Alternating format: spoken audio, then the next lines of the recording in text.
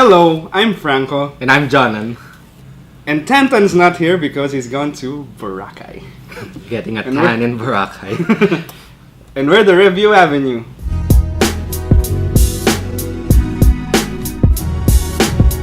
Today we're gonna review Spider-Man 2. And the only thing amazing is how mediocre it is. So let's start with the cast. So it stars Andrew Garfield, Emma Stone, Jamie Foxx as Electro, Dan DeHaan as Harry Osborn, and Sally Field as Aunt May. The runtime is 2 hours and 22 minutes. So the plot, first there's with Peter and Gwen. Peter's unsure whether he should stay away from Gwen to protect her or give in to his feelings and be with her. He also has to deal with Max Dillon, a lonely scientist who is turned into Electro after a freak accident. Then there's also Harry Osborn, Peter's best friend who also needs something from Spider-Man. On top of that, there's also the mystery of Peter's father. So he has to find out why his father left him. Yeah. So those are 4 different plots that don't really mesh. So let's start with the plot. And it's all over the place. Plot, no story. There's actually, there's no full story na na-develop dito. I mean, and that's because because there are 4 different plots, none are able to develop fully. There not enough focus is given to each. Plus yung tone, parang it feels different. One moment it's dramatic, sad, tas biglang mamaya it feels so comic book, so too comedic. Then mamaya dark and gritty, then mamaya romance, and then mamaya comics na naman, comics again. Parang wala siyang identity, tas hindi niya malaman kung anong gusto niyang gawin, anong plano niya. Na supposedly kasi Amazing Spider-Man 1, it went the opposite direction ng Tobey Maguire Spider-Man eh. It went to dark and gritty. Na so dapat yung Amazing Spider-Man 2, hindi siya dapat yung identity niya dapat clear. Somewhat same pa rin, dapat clear. Kasi nga, dahil maraming plot, yung villain din. Punta tayo sa villain. Maraming villains. Why don't they learn? Lagi na lang problema ng superhero movies yan. Minsan, di ba, yung too many villains sa mga sequel. Ano nangyari na nga yun sa Spider-Man 3? Yes! It already happened in Spider-Man 3, but hindi pa. But inulit pa. Let's start with Electro, siguro. Electro. This is Jamie Foxx's. This is probably his worst performance. I don't know. Oscar-winning actor. Oscar-winning actor. I haven't watched all of his films, pero ito siguro yung worst niya. Electro also is probably the most unsympathetic, most pathetic villain siguro I've ever watched. I mean, his motivation. He's angry at Spider-Man because Spider-Man stole the spotlight. That's it, right? So every time someone mentions his name, she remembers my name. Ang pathetic lang eh. Tapos nung sayang sana kasi naawa ka na eh. Then all of a sudden binaril siya, and then Spider-Man saved the day. Tapos yung attention napunta lahat kay Spider-Man. Because of that, I hate Spider-Man. You're so selfish! Shallow character, Napaka-shallow walang maiisip sa kanya. And bad performance pa. I'm Electro. Yeah. Tapos yung action scenes niya, hindi rin exciting. Because, what does he do? He zaps Spider-Man avoids it. Then he zaps again, and Spider-Man avoids it. I mean, there's no variety to the action. It's just a series of stunts that are not exciting. Spot. No storytelling kahit sa actions. Yung next, yung kay Harry. Harry. What a waste kasi what's his potential name? Mas Dan DeHaan. Sobrang Dane DeHaan. Okay, sorry. Dane DeHaan. I think, not sure how to pronounce it, pero grabe, ang galing ng performance. Every time he's on, ang magnetic niya sa screen, parang every time may gagawin siya sa kanya katitingin eh. Kaso yung material din kulang, not enough screen time. Tapos dahil wala silang screen time ni Peter pareho, na very essential part ng buhay ni Peter, si Harry eh. Siya yung best friend niya Best friend. So dapat sa Spider-Man mythos, never siya dapat mawala eh. Dapat ma-establish na best friend sila para yung fall nila, yung breakup ng friendship nila, talagang mabigat para kay Peter. Diba? Rushed. Pero hindi, masyadong rushed eh. 1 minute, may scene, friends sila. And then the next minute, he's suddenly determined to get the blood na biglang nagbago. We have no time to sink in to the changes in his character. So, it's hard to sympathize. You're a fraud, Spider-Man! Then, yung Mystery sa Father, the movie could have removed it altogether. It didn't add anything. Yeah. And then, let's go to yung relationship with Gwen na kailangan pag-usapan because the movie devotes a lot of time to it as well. And yun yung biggest strength ng Amazing Spider-Man 1, which is yung Gwen Peter Parker dynamic. Yes. Kasi yun yung that's what separates itself from yung Tobey Maguire films na finally we have a female character na she's not just a damsel in distress. She's a strong character. She's a smart character. Yes. She's a brave character. Tapos complementary sa ni Spider-Man. Nakikita mo yung in Spider-Man 1 as in nakakakilig sila.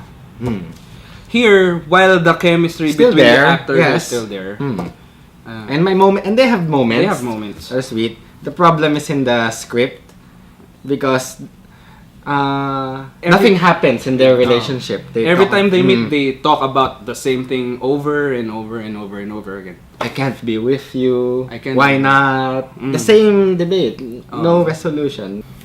Of course, this movie is titled Spider-Man, so of course you have to talk about Spider-Man. Dito, he sounds better na in a way na he's more Spider-Man like sa comics or cartoons na he likes to provoke his enemies. Malakas siya asar, he's witty. Yes.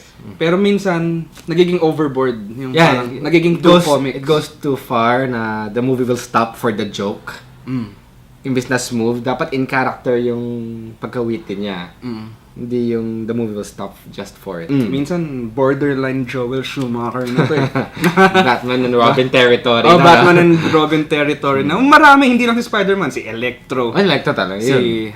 Si Goblin. Ganun din. Basta maraming Schumacher territory na dito. Pero may part doon na scene na binaba ni Spider-Man yung Groceries. pants ni Rhino.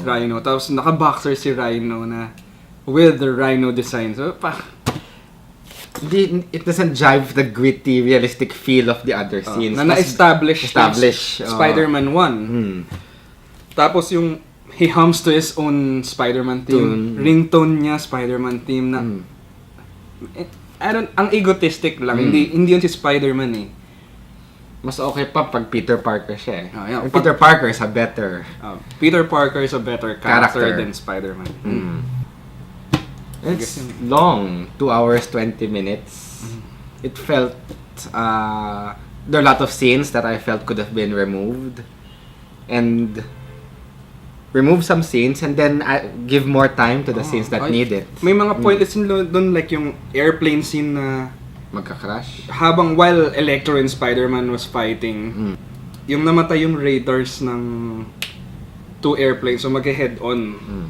Tapos gumawa sila ng tension for that. May tension sa control rooms ng airport, may tension dun sa airplane na we're flying blind here. Tapos biglang just in time na nagka-kuryente. I mean, it could have been good, pero what's the point? Walang stakes eh. Spider-Man doesn't know about it. Electro doesn't know about it. Green Goblin doesn't know about it. Gwen Stacy doesn't know about it. Kahit sila Aunt May doesn't know about it. Every major character dito, hindi alam na nangyari yung scene na yun. So what's the point? There are no stakes there. Walang stakes. Bakit mo ilalagay yun? Beats me. Diba? Yun. And yung ako may last point ako na you could have gone away with that Peter's father story. Kasi for me, I think Spider-Man is the most relatable comic book superhero of all. Kasi he's a teenager with teenage problems. He's a shy boy, he's a nerdy boy. He has problems approaching girls. He has problems in school. He has problems in his family. So, very relatable siya. And part of his relatability as Spider-Man is he became Spider-Man just because of circumstance. Nakagat lang siya ng radioactive spider. That's it. So, part ng appeal niya is aside from relatability is he's an everyman. So, kumbaga, we can be Spider-Man too. Makagat lang tayo ng radioactive spider, pwede tayo maging Spider-Man. Part yun ng appeal niya for me. So now na there's father mystery na yung 'di ba yung nakagat siya ng spider. So this is medyo spoiler territory na to. Pero yung experiments ng father niya with the spider is it only works with the Parkers. So instead of Peter Parker is just an everyman, he's now a chosen one type of character. So now while he has everyman problems, hindi tayong mga fans, hindi na tayo pwede maging Spider-Man.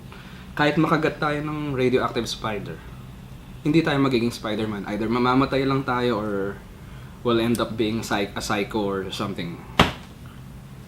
I get your point. Yeah. For me, minor point na. Pero I get your point. Minor siya. Pero part ng appeal niya, part ng relatability niya, that we can be Spider-Man too. Yun lang. Yun. So, sa'yo, kamusta yung movie? So, yun nga, it's a mess. So much potential wasted. I'll give it a 4 out of 10. Yeah, yun.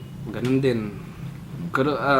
There are moments here and there. There are good moments. Like, yung scenes ni Harry with Peter, scenes ni Peter and with Gwen. Some of the action scenes are good, some are just stunts. Basically stunts. Pero yun na yun. Good acting, pero aside from that, just too messy. Yun, too messy. Too rushed. Walang relationships. There is no story. Plot, no story. Yun na yun. So yun, I'd probably give it a 4.5. So there you have it. The Amazing Spider-Man 2. Like, comment, subscribe to our channel. So tell us what you think. So, bye!